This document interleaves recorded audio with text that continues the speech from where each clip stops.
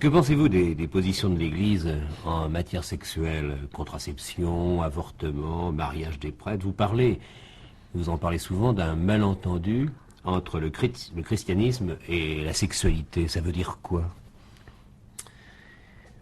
Ça veut dire beaucoup de choses.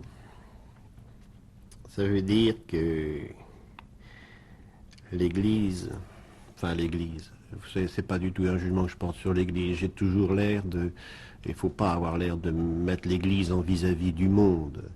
L'Église, elle est morceau du monde. Elle chemine, elle pérégrine dans le monde. Mais c'est tout de même cette partie du monde, cette partie de l'humanité qui fait référence à Jésus-Christ. Et enfin, pour moi, est-ce que, enfin, vous parlez de sexualité et christianisme, est-ce que nous faisons suffisamment attention au corps, Et il y aurait très long à dire là-dessus. J'ai l'impression qu'on commence à découvrir le corps. Et c'est le corps qui nous met en relation les uns avec les autres. Et alors, qui dit corps touche tout ce domaine de la sexualité. On a voté une loi sur l'avortement, pour l'avortement. Vous êtes d'accord? Je ne peux pas ne pas être d'accord. Non pas, je ne parle pas d'accord avec la loi, je suis fondamentalement contre l'avortement. Mais en réfléchissant, je vous livre très librement ma façon de penser. Il y a un fait, c'est les 300 000 avortements en France à l'heure actuelle. Et il paraît que ce chiffre, c'est un chiffre qui est largement dépassé. Il y a un fait, c'est qu'il y a des 30 000 ou 3 000, en tout cas un nombre considérable de femmes qui se font avorter, qui meurent ou restent blessées. L'État est devant ce fait. C'est un fait. Et la loi qu'il a votée, c'est dans le réalisme de ce fait. Il n'y aurait pas ce fait. Il n'y aurait pas eu cette loi. Cette loi, elle est là pour essayer de porter un remède à ce phénomène monstrueux de ces centaines de mille d'avortements chaque année. Voilà un fait. Je respecte ce fait. Et dans ce sens-là, je comprends cette loi. Maintenant, je voudrais dire que cette loi et ce débat, il m'a considérablement interrogé. Et qu'au lieu de se dire, est-ce que nous sommes pour, est-ce que nous sommes contre l'avortement, mais nous sommes tous fondamentalement contre un avortement. Mais il y a, est-ce que nous nous interrogeons suffisamment les uns et les autres sur notre comportement vis-à-vis de celles qui vont être amenées, que nous le sachions ou non, à se poser une telle interrogation. C'est-à-dire, est-ce que nous avons encore, même dans notre langage, c'est pas si loin quand nous parlions, et avec dans quel sens, des filles mères. Regardez les lenteurs de la loi d'application, des décrets d'application après la loi Neuwirth. Et est-ce que nous entourons, mais pas simplement, si vous voulez, par des lois, par des organismes sociaux, mais par cette attention, les familles, les femmes qui ont des difficultés de vivre par leur travail, difficultés de logement, si vous voulez. Il y a toute une... Enfin oui, il y a là une interrogation au niveau de chaque personne avant même de se mettre à juger une loi. Vous parliez à l'instant, monseigneur, des filles mères. Les prêtres et les chrétiens eux-mêmes n'ont pas été très tendres pour les filles mères. Non, moi j'ai connu même cette chose. Quand j'étais prêtre, j'ai connu ce qu'on appelait un mariage à la cloche de bois.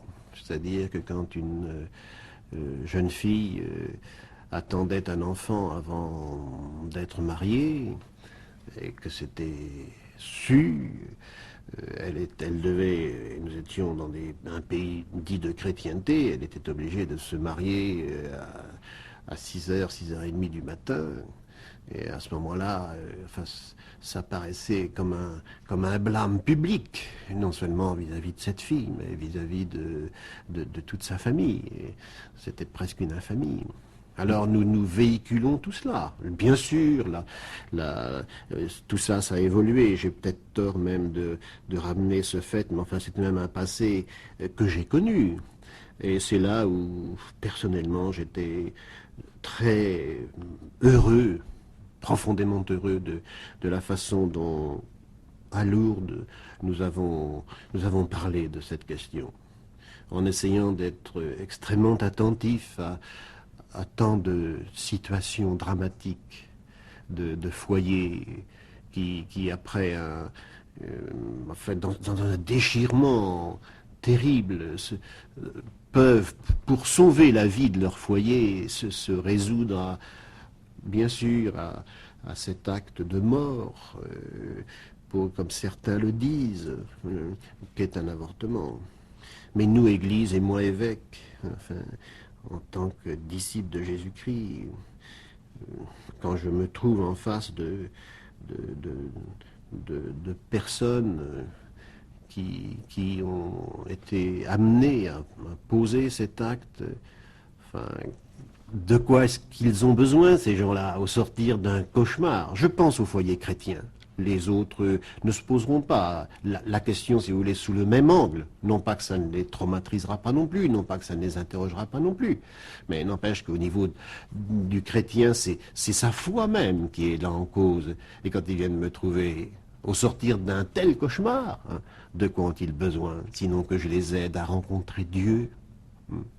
Dieu dont le visage dans l'évangile a été celui du Christ, là, devant la femme adultère. C'est une des pages de l'évangile que je ne peux jamais lire, je dirais presque sans pleurer. De voir que le Christ devant cette femme qu'on veut lapider, il n'a même pas eu un regard sur elle, parce qu'elle n'aurait pas été capable de supporter son regard, mais qu'il a simplement remise à elle-même pour qu'elle reparte dans la vie avec la même confiance. Monseigneur Guirillobé, il y a également la question du mariage des prêtres, et vous dites vous-même, il est trop facile de dire qu'ils ont failli. Oui, c'est une chose, moi, que je m'interdis toujours.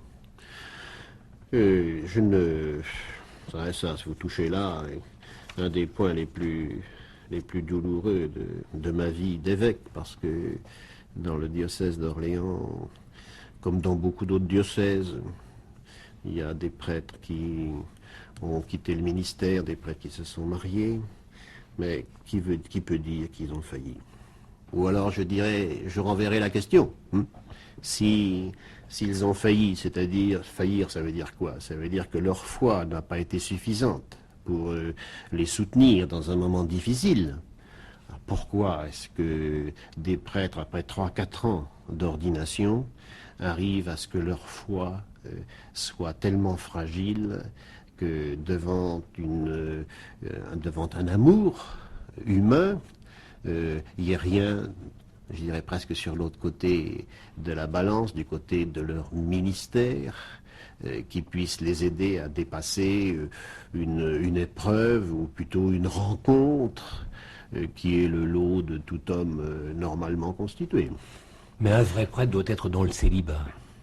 L'Église le veut actuellement, et je pense qu'il y a là quelque chose de très grand, Mais alors, il faut voir. Je me refuse dans cette question quand vous posez un vrai prêtre doit être dans le célibat. D'abord, qu'est-ce que c'est un vrai prêtre? Nous sommes là, oui. Pardonnez-moi cette question. Je dis c'est un prêtre, un vrai prêtre, c'est-à-dire c'est un prêtre qui a été ordonné par un évêque et qui est en lien, qui reste en lien avec l'Église et qui remplit le ministère qui lui a été confié. Mais alors, est-ce qu'un vrai prêtre doit? Nous sommes là, ce que je craindrais, c'est que nous sommes là dans l'ordre d'une discipline. Je l'écris, c'est peut-être une des pages auxquelles je tiens le plus. Pour moi, et j'y faisais allusion tout à l'heure, la seule raison pour qu'un homme, toute une vie, fasse le sacrifice de l'amour d'une femme, des enfants, d'un foyer, accepte, il faut bien le dire quand même, à travers toute une vie, et peut-être c'est plus sensible encore au fur et à mesure qu'on vieillit,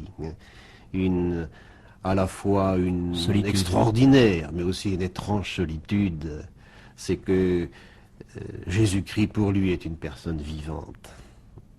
C'est peut-être cela qui là aussi, c'est dans ce sens-là où on peut parler dans ma vie de conversion, et le père de Foucault m'y a beaucoup aidé.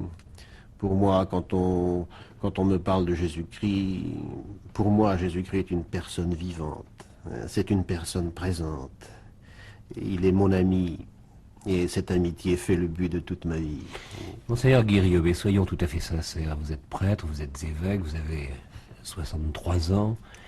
Vous êtes passé à côté de ce que vous dites l'amour humain, mais ne regrettez-vous pas aujourd'hui d'être pauvre d'une famille, d'une femme, d'un foyer, d'enfants?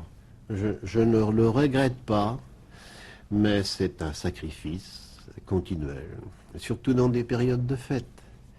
Et je pense là ce que pourrait être autrement ma vie. Mais alors, j'y pense.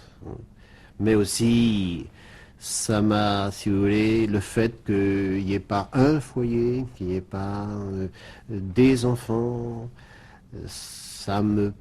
certainement, ça m'a permis, je dirais, un immense réseau d'un tout autre ordre, mais quand même qui est très réel, d'amitié, de liens avec les uns et les autres, de possibilités de communion. Je l'exprimais au début, à tout ce que vivent tant de gens avec qui j'essaie de faire route.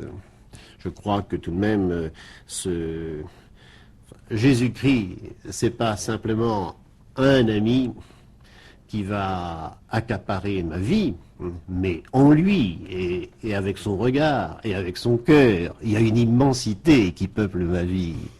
Et je dirais, dans cette personne même du Christ, s'enracine l'universel. Et que mon cœur, je pense, n'est pas un cœur de vieux garçon, rabougri, et qui attend, je ne sais plus quelle trop de félicité dans le ciel, comme vous disiez tout à l'heure. Merci, Monseigneur.